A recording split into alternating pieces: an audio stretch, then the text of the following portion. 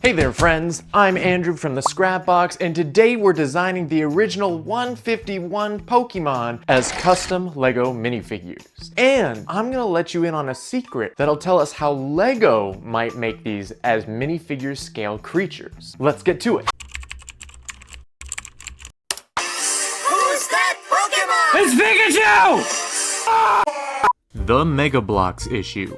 For the longest time, Nintendo has partnered with Mega Bloks, now known as Mega Construx, to give us Pokemon building sets. And just like any product, it's had its ups and downs. However, in 2020, Nintendo announced that they were partnering with Mega Bloks' competitor, LEGO, and making a Mario line. For the next couple years, Mega Bloks continued to consistently make larger scale Pokemon figures and sets, and Nintendo repaid them by giving more and more of their properties to LEGO. Excellent. While LEGO diversified the types of sets it would create with Nintendo's IPs, Mega Bloks sales dwindled as they kept making the same figures time and time again. It's enough slices! In 2025, LEGO Pokemon. Mega Bloks has finished their contract with Nintendo, which means Pokemon was finally up for grabs, and LEGO and Nintendo announced they will be working together on Pokemon sets. While they haven't shown us anything about the sets themselves, we can infer a few things. 1.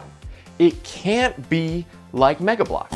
The market is absolutely flooded with these larger scale figures. Nobody's gonna pay extra for LEGO's version of the same thing. 2. Nintendo is finally letting LEGO make minifigures of their licenses, which is good because if we get another one of these, I'm going to vomit.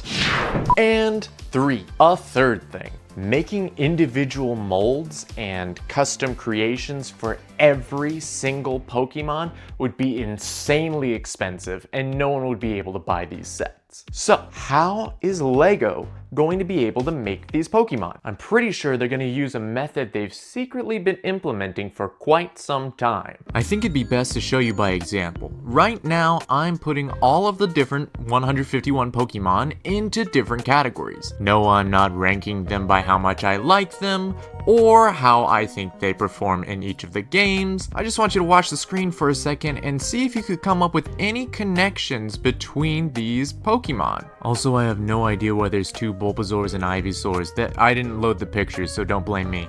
Did you figure it out? No? Okay, fine. I'll label them for you. The first category I'm gonna call Brick Built, and I'm actually gonna leave this one alone for a bit. Our next category, though, I'm gonna label as the Raccoon, followed by the Dog, Minion, or apparently Mingian, because I can't type. I already got pieces for that.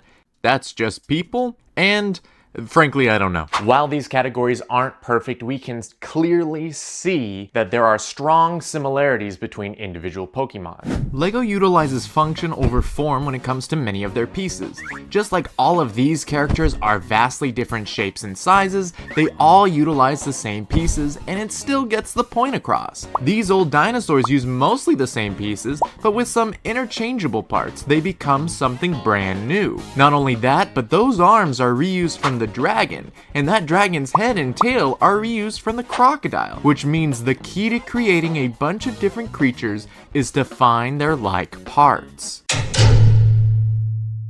These are the Pokemon I put into the Dog category. Hopefully why is becoming clear, but if not, each of these Pokemon, while all unique, have a quote-unquote dog-like body. 4 legs, squat, most likely with a tail. What I'm doing right now is modifying this Dreams character on Blender, getting rid of the tail, adding a stud on top, and adding a hole for interchangeable tails to attach to. Andrew, you can't do that. It looks like a butthole. Calm yourself, mate. LEGO produced the Butthole Tiger. At least this has a purpose. Okay, the base is done, and this base will be the same for every one of these Pokemon. I also made some extra accessories, which while it may seem part intensive at the beginning, you can use these parts for all the different categories. I went ahead and made some renders using the pieces and some face decals I made to show that you can easily get recognizable Pokemon even though they share the same parts. I couldn't make every render as this was supposed to be a one-day build, but you get the picture. Now that you know the name of the game, it's easy to see that these Pokemon are basically just people. Therefore, we can use the minifigure as its base. None of these designs are perfect by any means, like I said, it's a one-day build, but these legs were built for Mewtwo, and you can use the previous headpieces from older characters. You'd probably end up with a few more custom pieces here and there, but most of the heavy lifting is done by the standard figure. And so, this was a pretty easy batch to get out of the way. Just pieces are literally just pieces that already exist. That's a Ghost Rider head, a snake, a seal again, a bat, a bird, a spikier bird, that's a rat, Mandrake on a stud for feet, just changed the mold for this pony's hair, and here too for the horse. That's an orb, double orb, a bunch of eggs, and one singular female lion. Oh yeah, that's Butterfree. The raccoon category is for animals who look like raccoons. Well, they stand on their hind legs, they're usually small, and probably have a tail. I sculpted a second base form for these guys. Is it my best design? Maybe not. Is it good enough to get the point across? Maybe not, but close enough. I'm gonna put these models and my decals on my Patreon, but be warned, I didn't print any of these out. They are untested because I am very behind. So behind that right now it's 2:30 in the morning and I'm tired. But here's some renders of some of them. That's some pretty stuff right there. Minions! Yeah, these guys. Lego made a bunch of them for some reason, and they're a lot bigger than they are in the films, which makes their bodies the perfect size for most of these guys.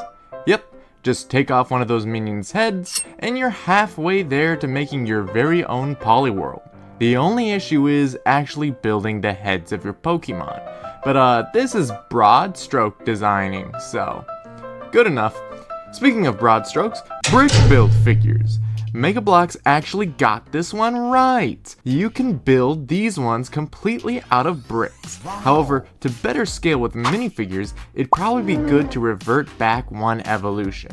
Like, use the Bulbasaur build to make Ivysaur, and the Ivysaur build to make Venusaur. Just steal these ones, Lego, it's fine. Last but not least, we have these weird ones. These are the ones that people will cry out for years going, when will Lego make this? And the truth is, they never will. Why? Because they're weirdly shaped. That's it. They got weird shapes. You can't make these without special molds. I'm sure you could, it's just they won't look good, and so Lego won't make them. So sorry. Yeah. While I may not have intricately designed each individual Pokemon, I was able to tell you how each of the designs would look, and that's close enough for a Wednesday video. As always, I've been Andrew, you've been watching the Scrap Box. I'll see you later. Have a good one, bye.